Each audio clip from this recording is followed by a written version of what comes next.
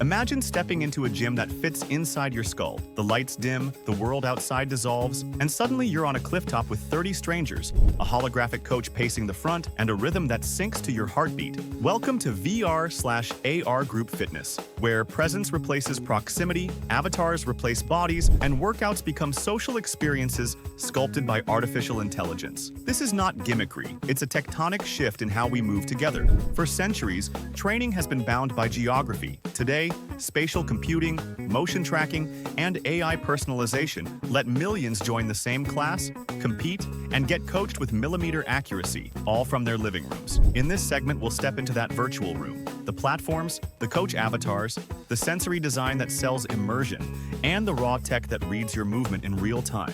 What a VR group class actually feels like. Close your eyes and picture this. You log into a platform, your avatar spawns on a seamless oceanfront deck.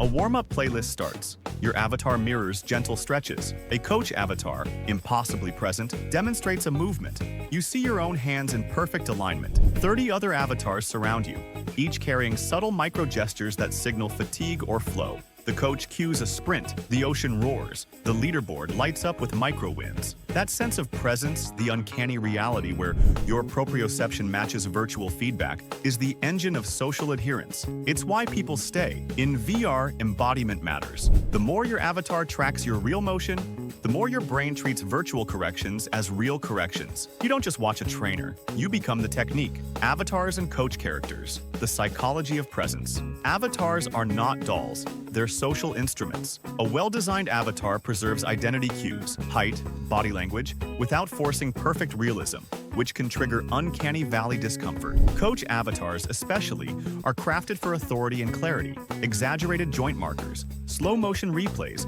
and real-time overlays that spotlight your knees or shoulders. They become archetypes, the drill sergeant, the mindful guide, the expert physiotherapist, selectable to your taste. AI powers coach avatars in two ways. First, real-time form evaluation.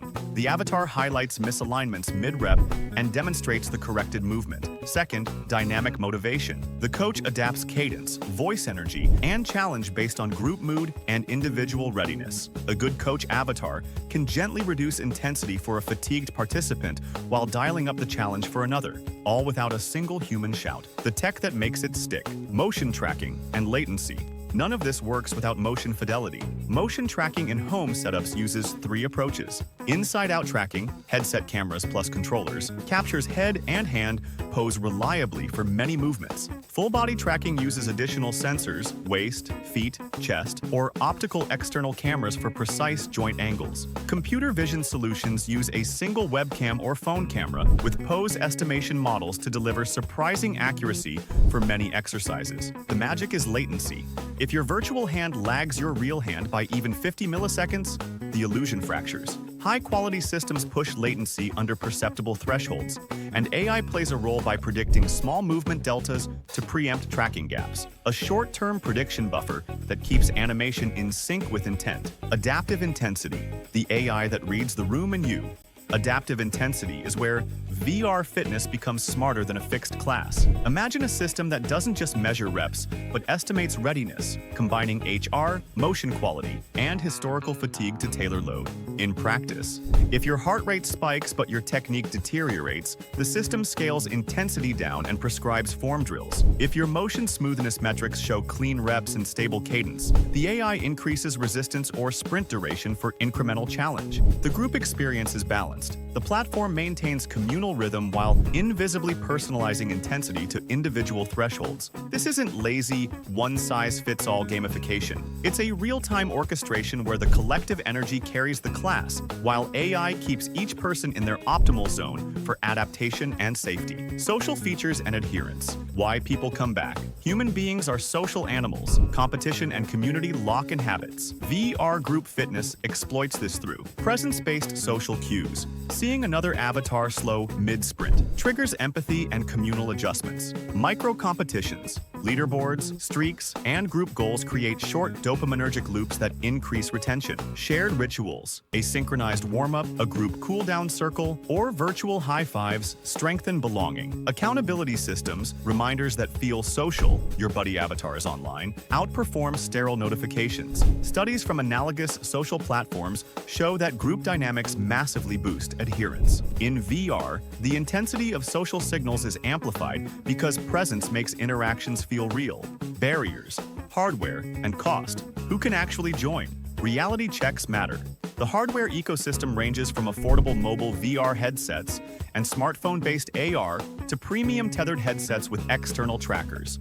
Each tier presents trade-offs. Mobile VR/phone-based AR. Cheapest entry, decent for basic motion and social features, but limited in tracking fidelity and immersion. Standalone headsets, no PC required. Balanced cost and performance. Many mainstream VR fitness apps target this segment. Tethered PC VR with external trackers. Highest fidelity and lowest latency. Ideal for full body tracking and elite performance, but expensive and space-intensive. Mixed reality and AR glasses. Bring virtual coaches into your real room. Fantastic for blended workouts, but currently pricey and nascent. Beyond hardware, cost includes subscriptions for content, platform fees, and potential add-ons. For mainstream adoption, platforms must match value, social engagement, and demonstrable benefits to total cost of ownership. Otherwise, the user churns. Design, safety, economics, and the future of working out together. We've seen the room and felt the rhythm. Now let's build responsibly. Safety rules, ergonomic design, content ecosystems, and what the future looks like when VR/AR fitness matures from novelty to mainstream. Safety first. Movement fidelity, form, and injury prevention. VR classes are thrilling, but motion errors can hurt. The systems that scale must prioritize safe biomechanics. Real-time form correction, flagging dangerous joint angles with audio/haptic cues during the movement. Immediate correction beats retrospective notes. Technique-driven scaling, rather than only scaling by reps. Scale by form quality. Only increase load when technique thresholds are met. Warm-up and cool-down enforcement. AI ensures participants complete mobility prep before high-intensity intervals. The future, from novelty to normalcy. We are at the verge of a shift. VR/AR. Fitness will not merely replicate gym classes, it will extend them. Socially richer, more adaptive, and scientifically smarter. Imagine persistent training worlds where your avatar's improvements carry across classes. AI coaches that co-design programs with human therapists for injury-prone athletes. This future rewards platforms that balance immersion, safety, inclusivity, and value. Enter the new room. The room that isn't there is already changing how we move together. VR/AR group fitness packs the social gravity of studio classes with the learning power of AI and the precision of motion capture. It can be playful, it can be clinical, and it can be deeply communal, but only if designers commit to fidelity, accessibility, and privacy.